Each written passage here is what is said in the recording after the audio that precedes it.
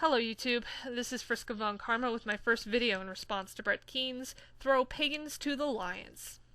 Now, while I agree with most of what is said in this video, I must admit that the common understanding of the movement may be a little off base.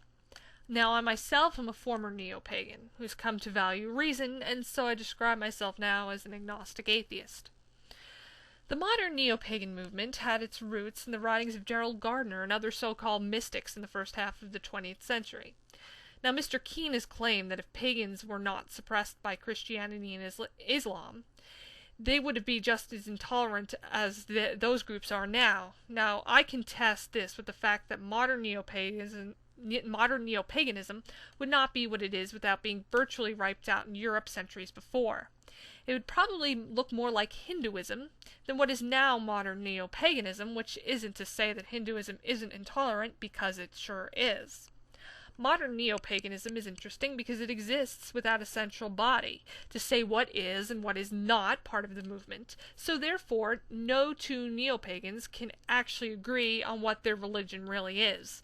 Now, because of that, practitioners are encouraged in a lot of pagan literature to make up their own religious beliefs.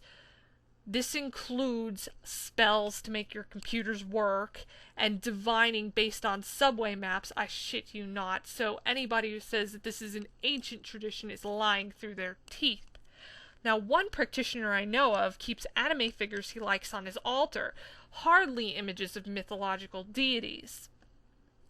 Because paganism often includes so-called magic spelled with a K, many of the converts suffer from what I call Harry Potter syndrome. These are kids, and they're almost always kids, who want to feel different and special in a good way, so they keep running from Christianity for the chance to go to Hogwarts for real. Interestingly enough, another reason neo-paganism is so popular is that since there's no standard for what a pagan is, anyone can call himself a pagan and no one can actually contest it. Those who feel oppressed by Christianity flock to neo-paganism in droves, especially homosexuals. Now, while I'm all for homosexuals, the homosexual pagans don't realize is that at its core, Wicca, as started by Gerald Gardner, is incredibly heterosexist, focusing on a heterosexual goddess and god. Now, as I've said before, that neo-paganism is what you want it to be. A lot of it is in traditional Wicca, but many of them incorporate the Wheel of the Year of traditional Wicca with the holidays and such, and the story that the holidays are based on is about a dying god that is reborn by the goddess and has sex with her, and then what's born from there becomes the new god. It's a really, really heterosexist story. There's no gay people in here. It's a heterosexist religion. And this is included in the lives of many pagans.